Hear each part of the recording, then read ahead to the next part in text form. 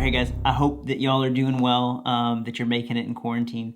So I wanted to start this series called Quarantine Chronicles. So I'll still be doing my other videos, but this is just something I wanted to put out there to give you guys something to do while you're stuck inside or whatever.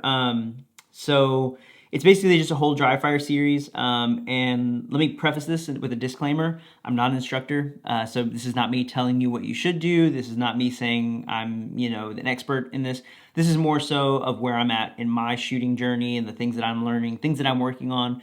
I'm just trying to share them with you guys and so you can see what I'm doing and things that I'm working on to improve. And hopefully they'll get you to think about things differently, or maybe it'll help you in some way, and maybe it'll point you to some other guys that you can learn from. So how this kind of all started for me was, so I've done a lot of things in my life. And fun fact, I was a single handicap golfer in my college days. I was working at a golf course and I had the opportunity to play a whole lot, so I got pretty good at it. And I had some instruction from the golf pros there and playing with the golf team. So one of the things that I took away from that was Ben Hogan, one of the innovators of the modern golf swing. He said that the goal of every golfer should be to develop a golf swing that was repeatable under any type of condition and with any type of pressure on it. And so specifically, he was talking about professional golfers playing under championship golf pressure. When the whole championship is on the line, you could be playing in the rain, it could be really windy. You should be able to have a swing that's repeatable in any condition. And I've been thinking about that a lot. That quote has been kind of just floating around in my brain the past couple of months. And I've been thinking about that as it relates to us as shooters. So we should be developing our skill set to shoot, our manipulations, all those things. We should be able to do those in any condition, under any type of pressure, whether that's competition, whether that's in front of a group of people like at Average Joe's range day, or if it's in a real life situation, if you're LE, if you're military, or defensive situation. So that's the goal, is that we want to develop this skill set so that it performs in any condition, under any pressure.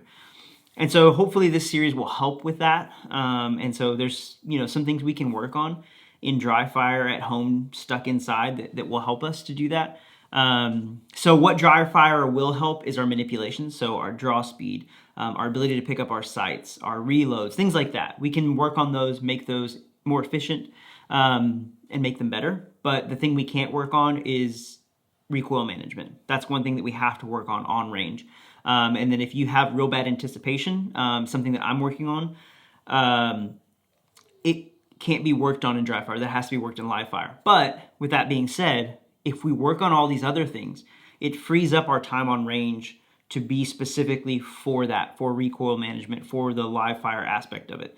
If you get your dry fire reloads down so good that when you're out there, you don't have to really work reloads. They're just so fluid. They're so natural. So that's kind of the goal of this, is this to try to help us all. That's what I'm working towards, is developing my skill set so that it will perform under any circumstance, under any pressure, in any conditions. That's it. So today, the thing I want to talk about in this episode is for me, like the thing that I'm working hardest on is my handgun.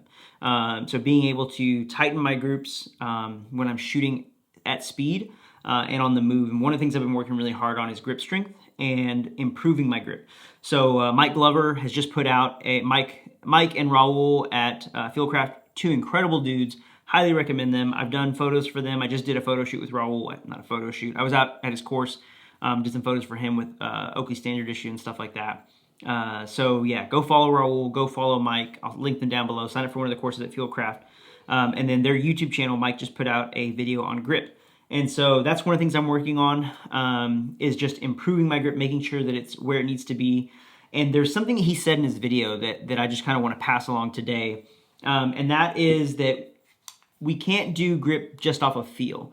Oftentimes we replicate a grip that we see and we go, okay, yeah, that looks right. It looks like it, or it feels like it should be right. And he goes through this whole diagnostic of how do you diagnose if you have the correct grip, and he does it in 3 steps with each hand. So go watch it.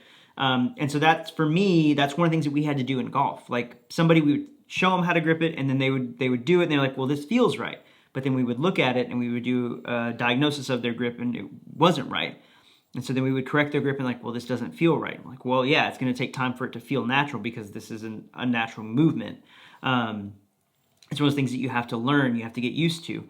And that's, I think the same is true with pistol grip. And so getting into a position to where it feels, to where one, it's correct, and I see what is correct as Mike relays the information. I'm like, okay, yes, that's correct. And then I take a snapshot of that and then of what it feels like so that I can replicate that feeling. And then so that every time I'm gripping it, I'm checking, okay, visibly, yes, it is correct. And then the feeling, is it that same feeling as when I'm holding it correct? Does that make sense? I don't know if it makes sense. It makes sense to me. But the idea is just that I'm trying to correct my grip so that it's the same and that I'm building those muscles in my hands while I'm in quarantine instead of sitting and doing nothing. The other thing that I'm doing too is Sam had posted about this, about improving grip strength. And this is something I actually picked up from Jonas Polson. And a lot of times you see guys with these and they develop their grip strength by just squeezing them and doing reps over and over again. But we don't grip guns that way. We don't grip and let go, grip and let go. So we grip for endurance. So we grip and hold. And so Jonas said, get one of these, tighten it as tight as you can, and then grip it for as long as you can. And then once you can't grip any longer, switch over to the other hand. And just keep doing that. You can do it on your drive to work, with one hand, just switch back and forth. You can do it while you're at your desk. You can do it just before bed, while you're watching TV, whatever. It's a super simple thing, but it'll help develop that grip strength. So that's one of the things we can do. That's something that I'm working on where I'm at. And then as we're going through this series, hopefully to share some of the other things that I'm working on to try to improve, some of the things I've learned along the way. But I've ranted enough for today. But one thing I do want to add to this is that my son's over there yelling. One thing I want to do in each one of these episodes, I know a lot of people are struggling right now, especially small businesses. And unfortunately, one of my favorite skate shops in Dallas is already shut down because they're like, there's just no way we're going to make it. So I'm going to try to have a sponsor for every one of these episodes. And these people don't know that I'm doing this. They haven't paid me anything. They haven't given me anything. It's just companies that I want to support and help. So the sponsor for this episode is going to be Sneaker Politics. For those of you that have asked about my shoes or have seen the shoes that I wear, the Yeezys, the Jordans, all that, Sneaker Politics, that's where I go. Dope set of guys. They have a store in Austin. They have a store in Dallas. They're based out of Louisiana, so I think they have one in New Orleans and then one in Lafayette, and then maybe one other one. But you can order online from them. They have all the latest drops. They carry a ton of brands, and all their stuff is really dope. Just all around great guys. So go check them out, support them. If you're looking for some shoes, you're bored, you want to buy something online, hit them up. They'll get you taken care of. But yeah, thanks guys. Hopefully you stick around for the series, and hopefully you find something in one of these episodes that helps you in some way.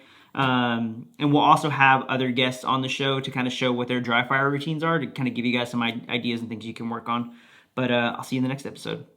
Peace.